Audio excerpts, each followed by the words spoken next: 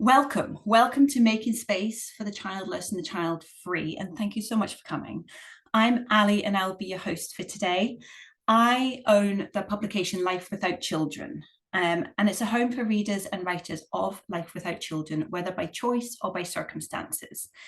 This session is relevant for everyone, so if you're childless, child-free or on the fence, I hope you feel seen. And if you are a parent, then I hope this session will help you connect better with the people in your lives who don't have children. Because recognizing the validity and nuance of life without children takes nothing away from recognizing the validity and nuance of life with them. This is not a parent versus non-parent equitability pie. So I'll be speaking for just over 10 minutes and then it's going to be over to you guys. So that's where you can come into me with your questions, with your comments, anything like that. Perhaps the most common question I get asked is why I write and read and talk about life without children as I do. And my answer is very simple. I'm someone who has never wanted children. And while I call myself child-free by choice, for me, it's never been a choice. I feel it's just part of who I am. And yet my ex-mother-in-law begged me to have children. I endured several years of feeling deep shame, anxiety, and isolation for my choice not to have children. I wanted to want children so that I can be like everyone else. I just felt I didn't fit in. And around about this time, many of my friends were having their own children and they didn't quite understand my situation. So there weren't the same resources back then as there are today for the childless and child-free. And this all lit a spark in me. I wanted to help reduce the stigma of those living without children, and I wanted to help normalize it. I wanted to help validate it while also recognizing the grief that's involved for the childless. So that's how we got here today. Because life without children is complex and murky, and it's just not straightforward. Everyone without children has their own story. And through all my reading and researching and listening and talking, if there's one thing I've learned, it is this. Everyone across the planet just wants to feel loved, included, and that we belong. And yet so many of us feel misunderstood.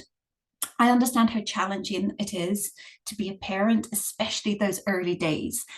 And whilst I don't know this firsthand, I can be there for my parent friends in a non-judgmental manner. And similarly, whilst I may not understand what it's like to desperately want children and not be able to have them, I can show up and hold space and be an ally for my childless friends. There's this misconception that parents understand what it's like not to have children, but they don't understand what it's like to live a life unintentionally childless or intentionally child-free. It's just very different. So I can't help but feel, while we're all out here doing our thing, experiencing our own joys and happinesses and sufferings, I feel we're all just hankering to be understood while not necessarily doing our best to understand each other. And I think we can do better. So I say that non-parents are a marginalized group, and I sometimes get pushback for this, but bear with me. People without children make up almost a quarter of adult society, and yet we are often othered, invisible, infantilized, and excluded. We are treated often like other minority groups, and yet we are not a protected demographic. Certainly, we are rarely, if ever, accounted for in the diversity, equity, and inclusion policies. Anyone following American politics will be aware of recent comments made about how those of us without children have no stake in the future. We should have less say in democracy and we should pay higher taxes. And even the Pope himself has made comments about those of us without children being selfish. This discord is nothing new. But when comments like this come from the top, they trickle down into society and they create biases and stereotypes, hostility and division. Such generalized attacks on people without children fail to recognize and acknowledge with sensitivity all the myriad of reasons we come to a life without children. This is prenatalism at its best and ugliest. Like all problematic isms, prenatalism is building an increasing us and them divide. It's a little bit more sinister than simply trying to encourage births. We understand those who are racist and sexist carry a problematic belief in a superior race or gender, and this influences the harmful things they say and do. In a similar manner, pronatalists carry a belief that someone who has reproduced is superior to someone who hasn't, perpetuating this message that non-parents are inferior. This leads to little frictions toward people without children, and this is why I'm here. This is why Life Without Children exists. It's a safe place to share stories and experiences and emotions of all the complex ways life without children is lived. So let's talk a little bit about identity. If you want to join us in the chat, feel free to drop in any words that you either use yourself or you know of to refer to people who don't have children. I know I've used the words child-free and childless so far, but are there any other words that you maybe use yourself or you've heard?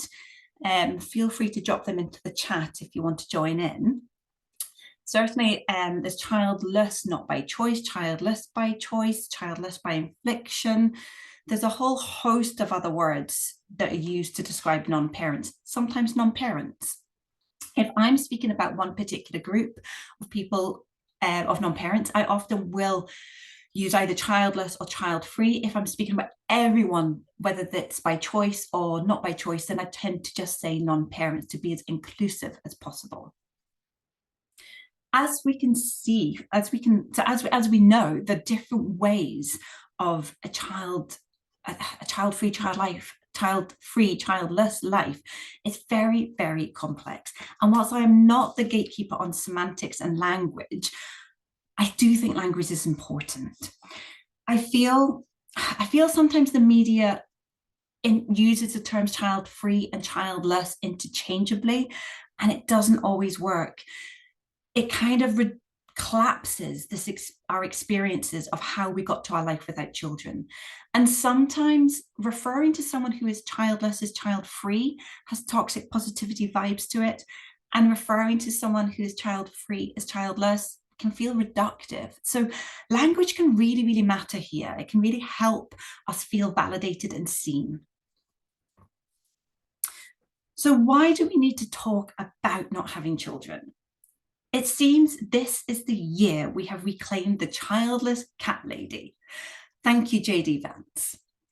But the primary reason I feel we need to talk about it is because I don't want anyone to feel alone. I want everyone to recognize that, sadly for the childless, it is normal not to have children. And for the child-free, it's also normal. Don't let anyone make you feel abnormal.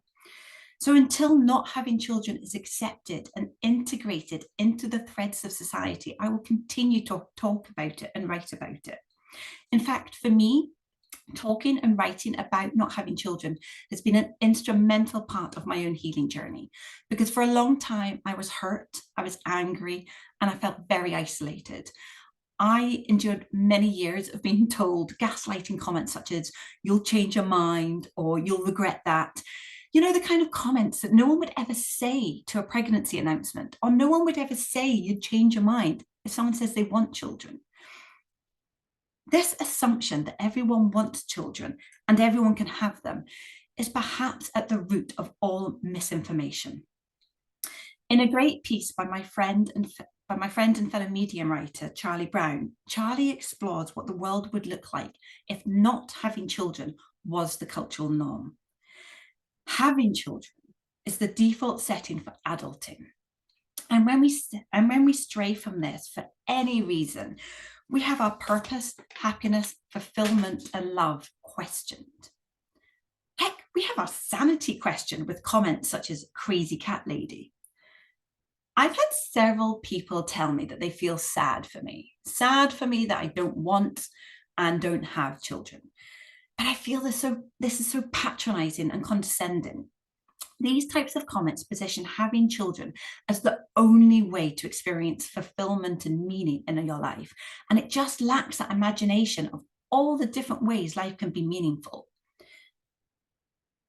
If you can sit with your own discomfort of another's childlessness or their choice to be child-free and not try and fix them and not try and change them, then you are a great ally.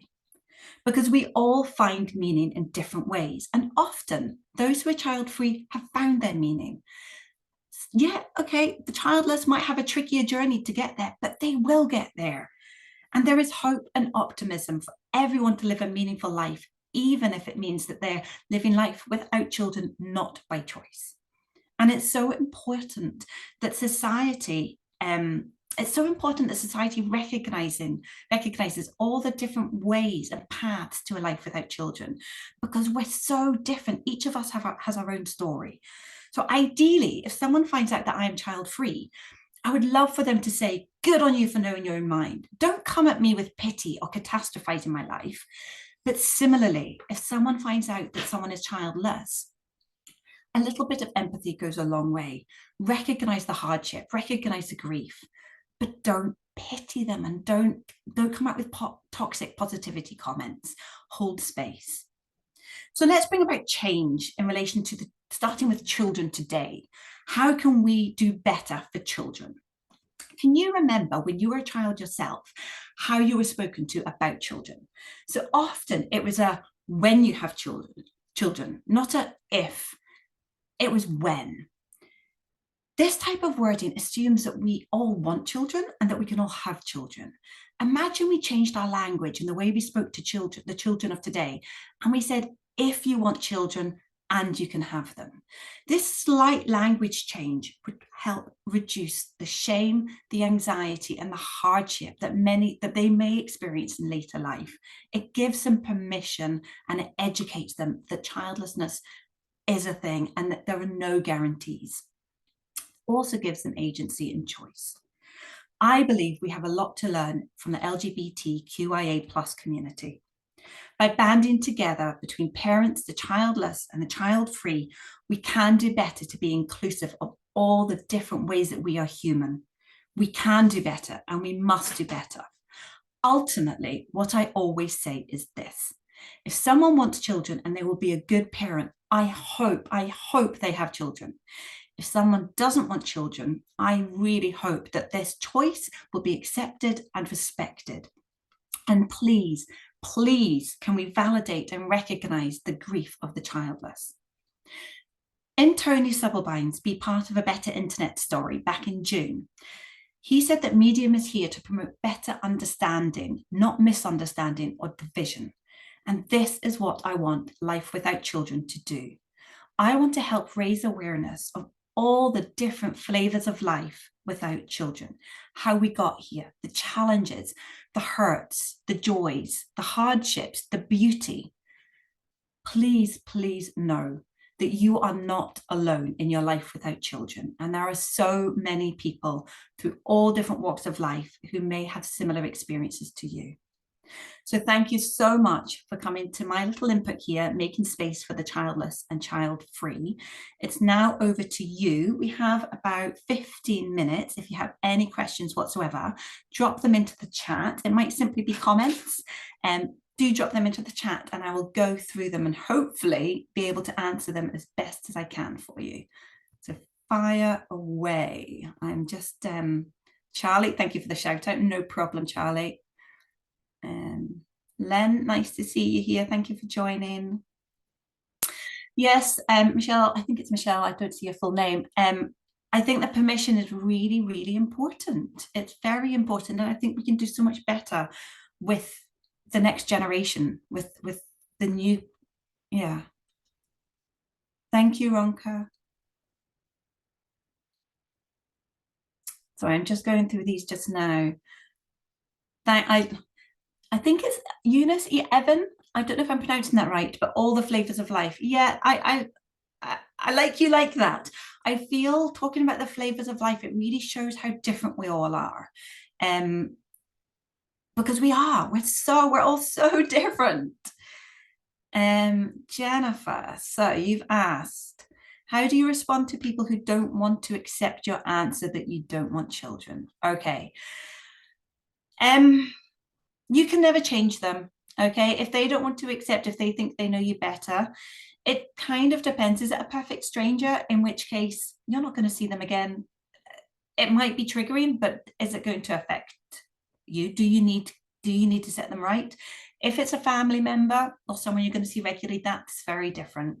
You might need to put up boundaries. I think you do also need to be firm. You can also maybe say, you know, I've made myself clear here, and you're not listening to me.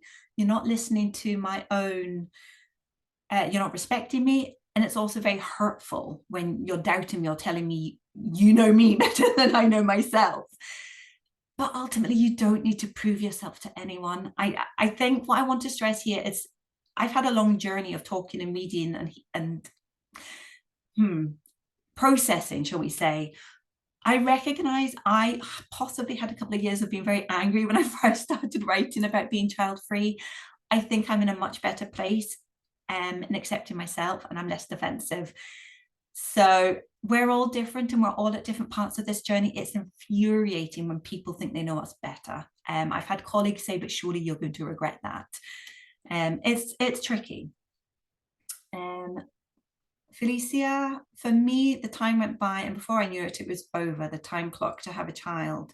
Then I felt immense guilt in not having a child once I turned 50. It really sank in, but nothing I can do to turn the clock back. Yeah. Sorry, I think I've just lost. There is nothing you can do to turn the clock back. Look into that guilt. Guilt can. I'd ask yourself, what are you feeling guilty about? Is it for yourself? Where's the guilt coming from? Because if time went by, maybe it wasn't a hankering. Sometimes we can look back and think, like I might look back and think, oh, maybe I should have studied this, or maybe I could have studied that. I wonder what my life would have looked like. Reflecting on the different paths that your life could have gone down isn't necessarily regret. It's just that. It's just reflection. It's just being open. You know, for me, I can't say I will 100% not regret not having children. Of course I can't. But right now, I've never had a hankering for them. So wouldn't it be irresponsible to then have them? So if someone says to me, you're going to regret this, I won't say, oh, no, I will not. I might say, well, I might, but that's not a reason to have them. So yeah, I would, Felicia, look into that, because if it just never happened, that's maybe your yearning wasn't necessarily there. Thank you for the claps, Jane. I'm just trying to go up. Robin said, I just show them pictures of all the places I've traveled to and all the experiences I've had and things I've tried with all my free time. Yes, Robin. And also the photos of animals and dogs. We show them those. So when the kid pictures come out, then so does my dog. Oh, great, Felicia, you've come back. And I hope I'm pronouncing that right. I'm sorry if I'm not. I think the guilt comes from society. Yes. I have to work through this. Watching this podcast is very helpful. Thank you for having the session. 100%. The guilt, it's the pressure okay, let me paraphrase this. I wonder if, because it's the norm and the expectation for women to have children, if you don't fulfill that duty, there can be that internalized guilt that you've not lived up to expectations. But please, please know you have lived up to your authentic expectation. Yeah, I hope you process that, because let's get rid of that. Michelle, sometimes people say, so who will be there for you in your old age? All you need is that one friend. It could be a godchild if you have one. Yeah, Michelle, that's such a bingo, isn't it? Who's going to be there for you when you're older? Do you know, studies have shown, even if you have children, there's no guarantees they're going to be there for you. And relying on someone, without going off on some quotes and some tangents that I write about, but if you have to rely on someone who is almost obligated to be there for you, that's quite sad. Like, build connection, build community, go out into the world and build intergenerational relationships. There's so much scope to actually be there for each other. And there's charities coming up. There's Aging Without Children, which is a great charity to look into, because it will affect a lot of people. Maria, we all have different missions and goals. We aren't all meant to do the same things. So glad you've created this space. This is such an important and taboo topic. In Portugal, the guilt is very connected to close friends struggle with this. I think, sorry, I keep, as I'm scrolling down, yeah, give me 2 ticks. Connected to the, the Judeo-Christian culture and the expectation of children, particularly for women. I've seen many close friends struggle with this. Sorry, I opened up the chat there. Yes, the religious element is huge. I mean, we're seeing this play out in politics in America, even though I'm not in America, as you can hear. It's just, this is exactly what I'm saying. It's just not straightforward. And then the pressures, particularly on women, to be raising children, to be having children, it's very, very murky. Just going through the comments. Evan again, so true. I've worked in homes for the elderly and learned that having children and grandchildren doesn't solve loneliness in old age. Having an openness to constant friend making it's a tool that you can take anywhere. Isn't that interesting? I think that's just so important. Like, I think we can all be good people. We have to try hard to be good and people who others want to spend time with us, you know? So I think when we don't have children, we really have to find community in places. We have to be proactive. And sometimes I feel left out when all my friends are talking about their kids and all conversations about how their life revolves around children. And I start thinking if my decision was right or not. Oh, Radhika, I understand. I felt left out for a very long time. I don't know how old you are, but what I will say is this, because there was a time in my life that, the reason I talk about age, there was a time in my life that was particularly bad. But what I would say is having children so that you feel part of your friends group isn't necessarily the right reason to have a child, is it? But that's kind of what I mean where I used to want a child so that I was involved and included. Maybe, I wonder, it sounds maybe like you could benefit with some other friends who don't have children, even friends whose children are older. But look into that, because it can feel lonely. Have you found many support groups for people in this situation? Hi, Steve. There's loads of organizations. There are loads. I've actually put a resource list together at Life Without Children. I think I've pinned it to the top. If you go into Life Without Children on Medium, or it's just www.lifewithoutchildren.com, at the top, there is a resource list. And if you go into that, there's all sorts of different groups and podcasts and all sorts. And so hopefully you'll find something there that could benefit you.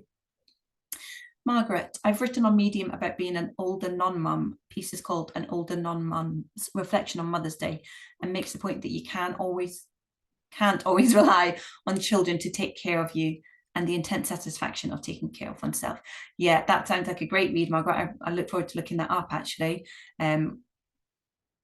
Relevant to put that out on Mother's Day, actually, because Mother's Day is a particularly hard day for so many people, whether it's because they want children and don't have them, whether it's because they've got a difficult relationship with their own mum. It's a tricky day for so many people. Just scrolling down. Great, Felicia. Yeah, involved in craft organizations and community organizations. Yeah. I think sometimes we really have to put ourselves out there to find other people through shared interests that kind of takes us away from the child-centric world that can sometimes be painful or sometimes boring, let's be honest. Vidya, hi. When I'm developing a new relationship, I always feel shame that I won't be accepted because of my choice to be child-free. Is it a better idea to be upfront and share that this is my choice, or should I just let it be for the time? This is entirely up to you. And I get this as well. I really get this. So I'm 42. I normally find quite early on, if I'm meeting someone, if someone has kids, they bring them up pretty soon, right? I tend to say, when I say I don't have children, I tend to say that it's my choice, because I know I don't need to, but I don't want them to pity me. I don't want them to come up with another kind of dialogue in their head. And I know I don't need to, but I'm here to try and validate and reduce the shame and normalize those of us who are here by choice, whilst also being an ally for those who are here not by choice. So I own it, I think. But just see how you feel. See how you feel. But please don't be ashamed about it. Like, you're allowed that choice. It's an inner knowing, and it's a real to know that that's who you are. Do not be ashamed by that. It's I do understand that shame. I've lived it. But recognize you are doing the best for you. Laurie, hi Laurie. There's so much more out there today than there was when I realized I was not going to have children 20 plus years ago, although I was able to find support online even then. Yes, Laurie, I completely agree. And 20 years ago, wow. Laurie, I think we've maybe connected on Substack and sometimes on Medium. So thank you. Anyway, I recognize the name. Yeah, there is so much support out there now. Gosh, like from therapists to support groups, from gazillion Facebook groups, Substacks, media. There's just an abundance, an absolute abundance. Yeah, Vijay, I understand the relationship. You meant friendship. Yeah, I'd be similar. Hi, Steve. So Steve's saying, as someone with kids, if someone judges you about not having kids, chances are they will judge you on other things too. Yeah, and also, Steve, to that point, I think a lot of it's projection. Yeah, a lot of it is projection. And I do sometimes think it comes from a place of suffering, because life is hard when you have children. Yes, life can be hard when you don't have children. But I think sometimes people who have kids forget that life can be really hard when you don't have children for a myriad of reasons. Having children is not the only hard. So, but I think when you're in the thick of it, I think sometimes you forget that, because that is what's causing you all this stress. So I think there can be that shared understanding and compassion and empathy both ways. So I now try and really hold space for my parent friends. And in the same token, I expect them to hold space for me and validate me, and not compete. There's no suffering Olympics. There's no my life is harder, better, worse, easier than yours. None of that. And if someone doesn't give you that, maybe have words or spend a bit less time with them. Yes, Laurie. Yeah, brilliant. Thank you. Yeah, I thought so. Yeah, really great to see you on Medium and Substack. And come and write with us, Laurie. Come and write on Medium. Listen, we've got a couple of minutes, but I am going to finish early just to give you a chance to get to the next session. But thank you so much for coming. If you want to write with us on Medium, then do look up Life Without Children, and by all means come along and just continue reading. And it's all part of a journey, isn't it? Great. Thank you so much, everyone. Enjoy the rest of your day. Thank you.